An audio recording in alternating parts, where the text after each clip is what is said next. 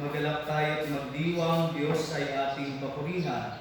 Naghahari siya sa tanan, puspos ng kapangyarihan. Haleluya, siyang ilan. Sa ngalan ng Ama at ng Anak at ng Espiritu Santo. Ang pagpapala ng ating Panginoong Jesucristo, ang pag-ibig ng Diyos Ama at ang pakikipagkaisa ng Espiritu Santo naway sumainyo. Mga kapatid, aminin natin ang ating mga kasalanan upang tayo maging makakasumanap sa banal na pagdating.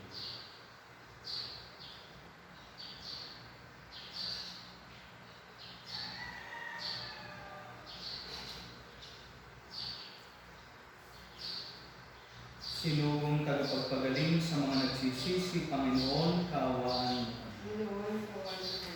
Dumating na tagapag-anyayang mga makasalanay magsisi, Kristo, kaawaan mo.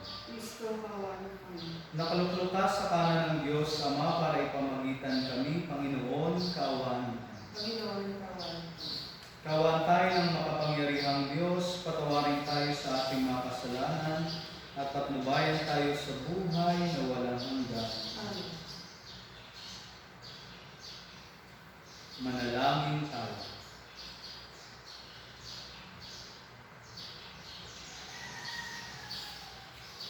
Ama naming makapangyarihan, gawin mo ang aming maipahayag na ang Panginoong nabuhay ay nananaig sa lahat, upang kami makatanggap sa mga kaloob na nakikita bilang sangla ng mga bigay niyang lingid sa aming mata.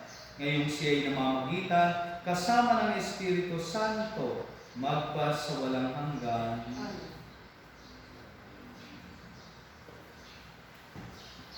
Pagbasa mula sa mga gawa ng mga apostol. Nagkaisa ang damdamit isipan ng lahat ng sumasampalataya at di itinuring ninuman na sarili niya ang kanyang mga ari-arian, kundi para sa lahat. Ang mga apostol ay patuloy na gumagawa ng kababalaghan at nagpapatotoo sa muling pagkabuhay ng Panginoong Hesus. At ibinuhos ng Diyos ang kanyang pagpapala sa kanilang lahat. Walang nagdarahok sa kanila, sapagkat ipinagbibili nila ang kanilang lupa o bahay, at ang pinagbilhan ay ibinibigay sa mga apostol. Ipinamamahagi naman ito ayon sa pangailangan ng bawat isa. Gayon ang ginawa ni Jose, isang Levitang taga-Sipre, kaya't Bernabe ang itinaguri sa kanya ng mga apostol. Ibig sabihin, matuloy. Ipinagbili niya ang kanyang bukid at ibinigay sa mga apostol ang pinagbilhan. Ang salita ng Diyos. Salamat sa Diyos. Panginoon, naghari na, ang damit niya ay maharlika. Panginoon, naghari na, ang damit niya ay maharlika. Panginoon, naghahari na ang suot sa katawan ay damit na maharlika at batbat ng kalakasan. Panginoon, naghari na, ang damit niya ay maharlika. Ang sandigan ng daigdig, matatag ang pinatungan, kahit ano ang gawin pa ay hindi ito magagawa. Ang trono mo ay matatag simula pa ng una, bago pa ang anuman, likas ikaw ay naroon. Panginoon, naghari na, ang damit niya ay maharlika. Walang hanggan, Panginoon, ang lahat ng tuntunin mo. Sadyang banal at matatag ang sambahang iyong templo. Panginoon, naghari na, ang damit niya ay maharlika. Aleluya, aleluya, ang anak ng tao ay dapat na itampok at itaas upang lahat ay maligtas. Aleluya, aleluya.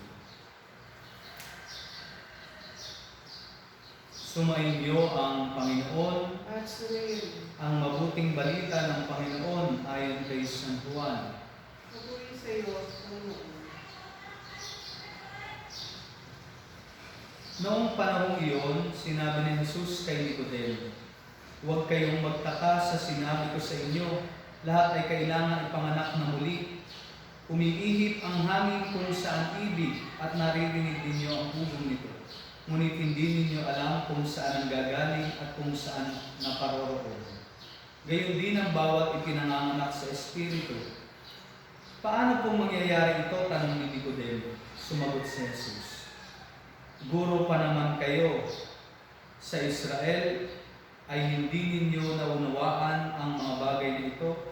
Tandaan ninyo, ang aming nalalaman ang sinasabi namin at ang aming nasaksihan ang pinatotohanan namin. Ngunit hindi ninyo tinatanggap ang aming patotoo. Kung hindi ninyo pinaniniwalaan ang sinasabi ko tungkol sa mga bagay sa sanlibutan ito, paano ninyo paniniwalaan kung ang sasabihin ko'y tungkol sa mga bagay sa langit? Walang umakyat sa langit, kundi ang bumaba mula sa langit, ang anak ng tao. At kung paano itinaas ni Moises ang ahas doon sa ilang, gayon din naman, kailangan itaas ang anak ng tao, upang ang sino mang sumampalataya sa kanya ay magkaroon ng buhay na walang hanggan. Ang mabuting balita ng Panginoon. Pinupuri ka namin, Panginoon. Magandang umaga po sa ating lahat. Ngayon ay Martes sa ikalawang linggo ng muling pagkabuhay. Nagkaisa ang damdamin isipan ng lahat ng sumasampalataya at di itinuring ni numan na sarili niya ang kanyang mga ari-arian, kundi para sa lahat. Ito po ay nagmula sa ating unang pagbasang pinakinggan mula hango sa mga gawa ng mga apostol. At nandoon, malinaw na ipinapakita sa atin kung papaanong dahil kay Jesus na muling nabuhay, ay nagkaroon ng kaisahan ang lahat ng mga naniniwala at nananampalataya kay Jesus. At ito po ay napakahalaga para sa buhay nating mga mananampalataya, na makita natin yung kahalagahan ng isa sa mga marka ng ating simbahan. Ito ay walang iba kung hindi ang pagiging isa, sapagkat mayroon tayong iisang pananampalataya, iisang sakripisyong ipinagdiriwang sa banal na misa, iisa rin ang ating ulo, walang iba kung hindi si Jesus. At ano ba ang implikasyon ng pagiging isa o pagkakaisa, our unity, being one, ng ating simbahan bilang mga mananampalatayang kabilang sa katawan ni Kristo? Na makita natin ang ating sarili na hindi iba sa ating kapwa. Kaya nga po, makikita natin sa ating unang pagbasa ay nagkaroon ng kaayusan. At sabi nga doon, walang nagdarahop sa kanila, sapagkat yung mga may sobra ay ang ginawa nila, ibinenta nila ito at ibinigay sa mga apostol. At hinayaan nila ang mga apostol, ang kanilang mga leader, ang mamahagi nito ayon sa kanilang pangailangan. At nakakatuwang marinig doon na wala sa kanila isa man ang nagdarahop, kundi lahat ay namumuhay ng maayos at sagana. Bakit? Dahil ang lahat ay itinuring ang kanyang kapwa na hindi na iba kung hindi bilang isa. At ito po mga kapatid, yung patuloy pa rin narinig natin sa ating ebanghelyo. Ito po yung patuloy pa rin na sabi ngay conversation ni Jesus at ng isang Pariseyong si Nicodemo. Ito po yung nagsimula noong Lunes, kung paano narinig natin na ang bawat mananampalataya upang magkaroon o makarating sa paghahari ng Diyos ay kailangan isilang muli, not only anew but from above. At makikita po natin mga kapatid kung paano ninanais na matutunan ng bawat mananampalataya. Hinahangad ni Jesus na makita at ating sarili bilang mga anak ng Diyos. At dahil tayo mga anak ng Diyos, ibig sabihin lamang nito na tayo magkakapatid. Kaya nga ay naasahan sa atin ay magkaisa. Kaya nga dun sa last part ng ating ebanghelyo, ipinahayag dun ni Jesus. Eventually, magkakaroon ng kaisahan muli ang sanlibutan at ang Diyos, kung saan ito ay nagkaroon ng pitak ng pagkakalayo ng space noong magkasala ang ating mga unang magulang dahil sa pag-aalay ni Jesus. Tayo ngayon ay muling makakapisan at makakaisa ng ating Panginoong Diyos. Kaya nga doon sinabi ni Jesus kung papaanong itinaas ni Moises ang tansong ahas, gayon din ang anak ng tao ay itataas upang magkaroon ng kaisahan ang lahat. Kung papaanong ang lahat ng tumingin sa tansong ahas ay gumaling at hindi namatay, ang lahat ng mananampalataya at maniniwala kay Jesus na nagpakasakit, namatay at muling nabuhay, ay magkakaroon din ng buhay na walang hanggan sa pamagitan niya. Kaya nga makikita natin mga kapatid, na dapat tayong makiisa at magkaisa sa ating Panginoong Diyos at sa bawat isa. At sa paano nga ba natin maipapakita ang pakikiisa natin sa ating kapwa mananampalataya? Lalong-lalo na ngayong panahon ng ating quarantine ng COVID-19. Paano nga ba natin maipapakita ang ating kaisahan sa ating kapwa mananampalataya?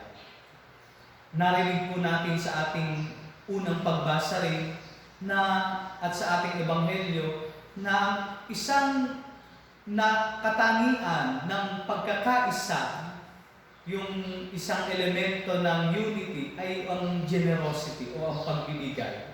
Kaya nga po doon sa ating unang pagbasa, si Bernabe ay yung isang si Jose na isang Levita ay tinaguri ang si Bernabe na ang ibig sabihin ay matulungin, mapagkawang gawa, mapagbigay.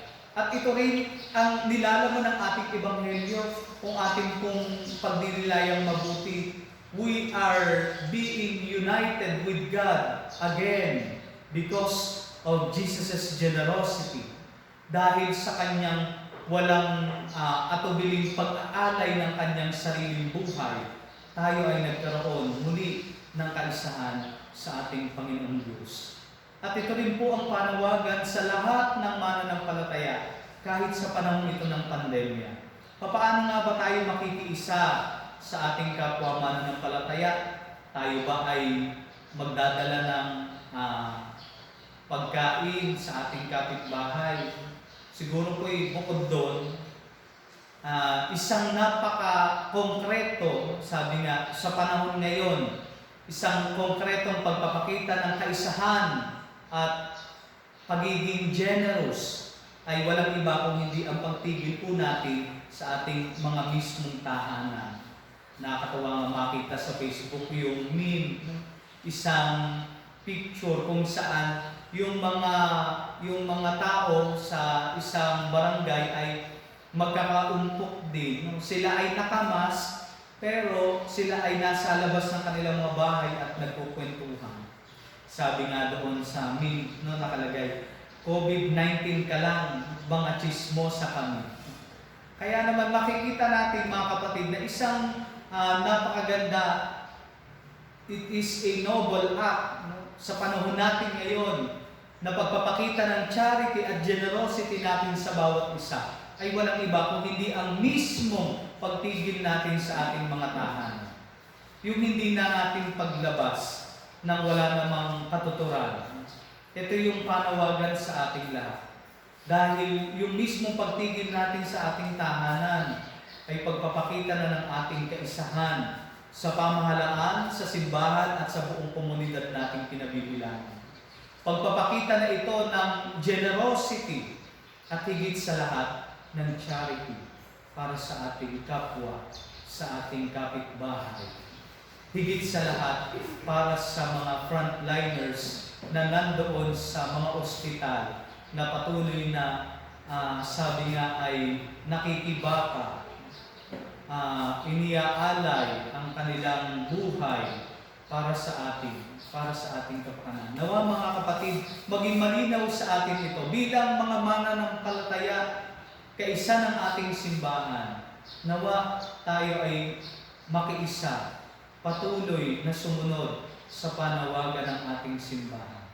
Let us be charitable and generous in our simple way sa bawat isa, sa papaanong paraan, sa pagtigil po lamang sa ating kanya-kanyang kahanan. Nawa, sa pagtatapos ng pandemyang ito na ating patuloy na ipinagdarasal, tayo ay manatiling nagkakaisa sa pamagitan ng pagsunod sa mga alituntunin ng ating pamahalaan at gayon din sa panawagan ng ating simbahan. Ang ating mga tahanan, sabi ko nga po, ay mga mamunting simbahan ang maituturo. At nawa, makita dito ang kaisahan. Let us stay at our home and let us pray at our home. Pagpalain po.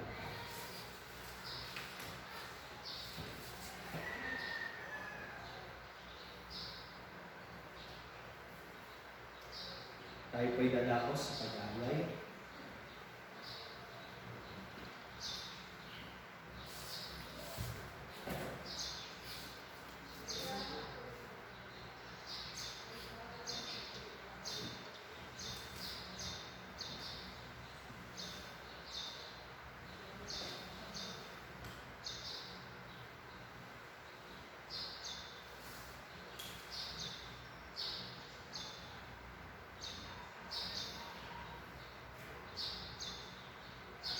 Papuri-puri ka, Diyos, sa mga lumikha sa sanlibutan, sa iyong kagandang loob narito ang aming mayahalay. Mula sa lupa at bunga ng aming paggawa, ang tinapay na ito para maging pagkain ng bibigay. Papuri-puri ako may kapal, ngayon at kailan.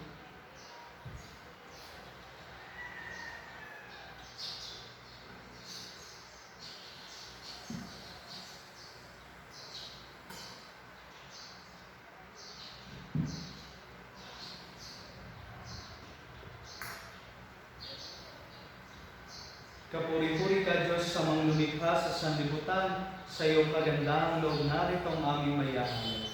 Mula sa katas ng ubas at bunga ng aming paggawa, ang alak na ito para maging iluming nagbibigay ng iyong Espiritu. Papuri-puri ako may kapal, ngayon at kailan.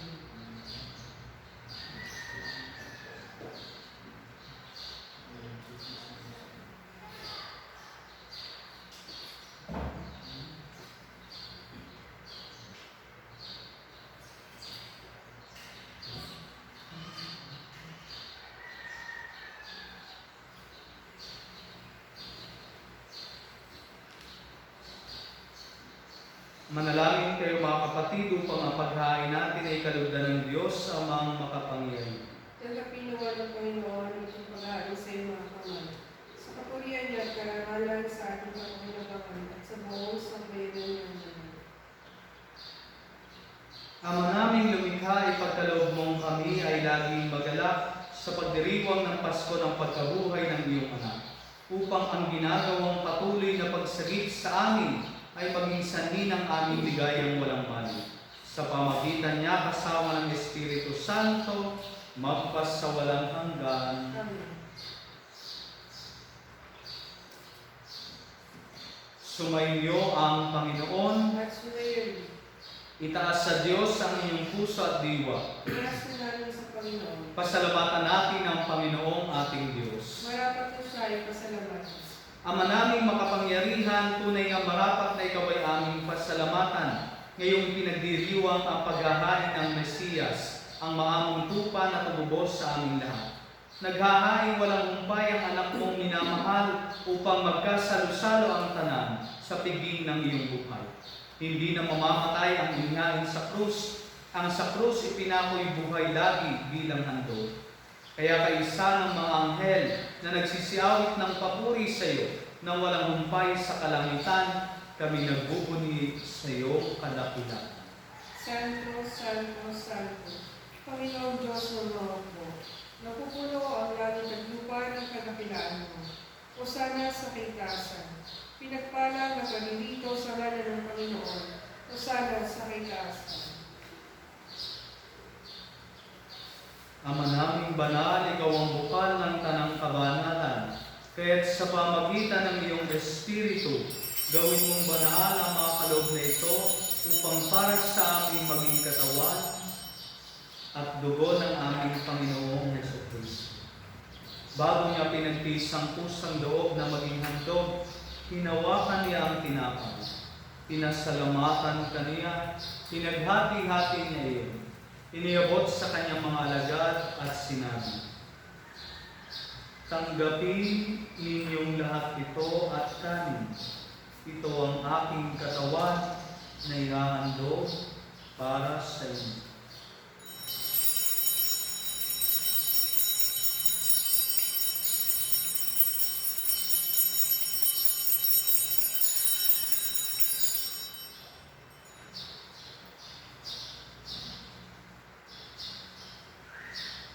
Gayon din naman noong matapos ang hapunan, hinawakan niya ang kalis. Muli kanyang pinasalamatan. Iniabot niya ang kalis sa kanyang mga alagad at sinabi, tanggapin ninyong lahat ito at inumin. Ito ang kalis ng aking dugo, ng bago at walang hanggang tipan.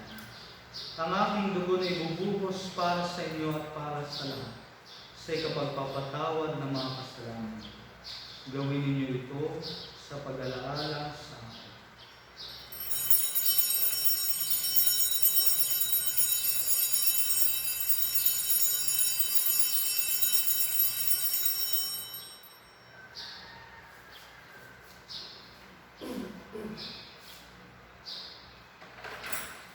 Ipagbunyi natin ang misteryo ng pananampalataya. Si Kristo'y namatay, si Kristo'y nabuhay, si Kristo'y babalik sa wakas ng panahon. Ama, ginagawa namin ngayon ang pag-alala sa pagkamatay at muling pagkabuhay ng iyong anak, kaya tiniaalay namin sa iyo ang tinapay na nagbibigay buhay at ang halis na nagkakaloob ng kaligtasan. Kami nagpapasalamat dahil kami yung minarapat na tumayo sa harap mo para maglingkod sa iyo. Isinasamo namin kaming magsasalo-salo sa katawan at dugo ni Kristo ay mabuklod sa pagkakaisa sa pamagitan ng Espiritu Santo. Ama, lingapin mo ang iyong simbahang laganap sa buong daigdig. Puspusin mo kami sa pag-ibig. Kaysa ni Francisco na aming Papa, ni Buenaventura na aming Obispo at ng Tanang Kaparihan. Alalahanin mo rin ang mga kapatid naming nahimlay na may pag-asang sila'y muling mabubuhay, gayon din ang lahat ng mga pumanaw.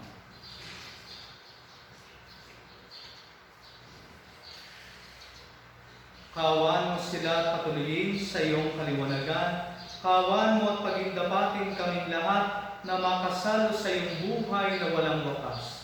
Kaysa ng mahal na Birhen Maria, ang Ina ng Diyos. Kaysa ni San Jose, ang kanyang kalinis-linis ang esposo. Kaysa ng mga apostol, si Santiago na ating patron at ng lahat ng mga banal na namuhay dito sa daigdig ng kalugod-lugod sa iyo. May pagdiwang nawa namin ang pagpupuri sa ikararangal mo sa pamagitan ng iyong anak na aming Panginoong Jesucristo.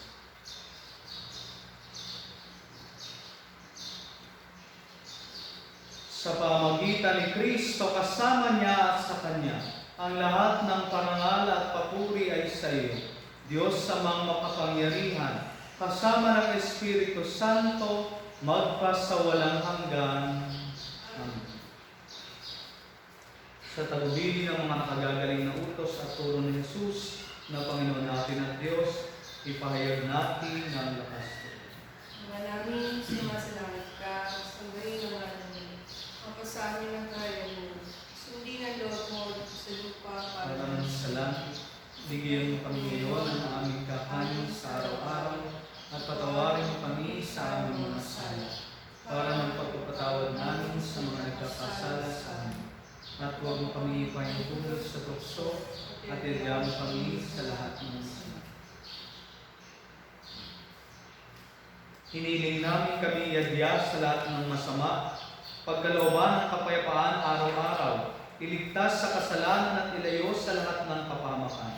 Samantalang aming pinananalikan ang dakilang araw ng pagpapahayag ng tagapagligtas namin si Jesucristo. Sapagkat iyo ang kaharian at ang kapangyarihan at ang kapurihan magpakailanman. Amen.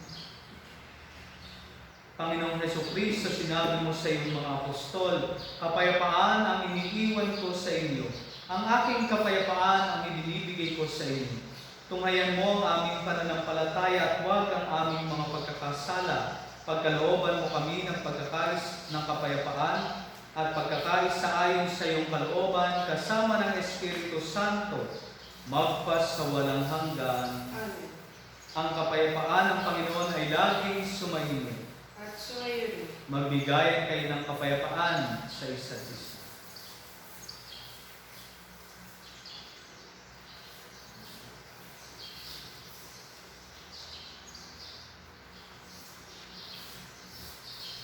Kordero ng Diyos, sa nagalis sa mo. mga kasalanan ng sanlibutan, maawa ka sa amin. Kordero ng Diyos, nag-aalis sa mga kasalanan ng sanlibutan, maawa ka sa amin. Kordero ng Diyos, nag-aalis sa mga kasalanan ng sanlibutan, ipagkaloob mo sa amin ng kapayapaan.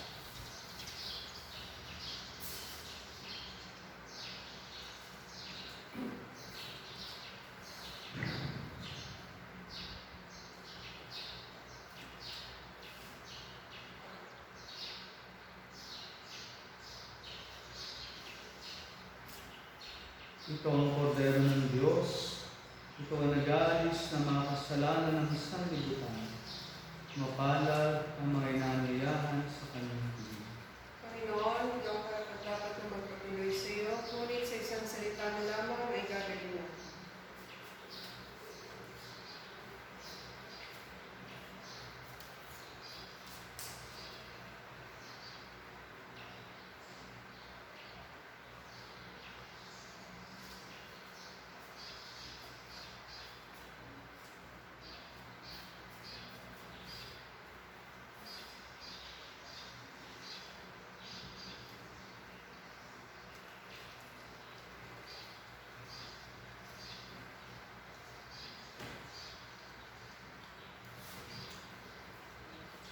Kailangang pagtiisan ni Kristo ang kahirapan, saka dapat siyang mabuhay ng kalwalhati ay kamtan. Haleluya, siya ay kamtan.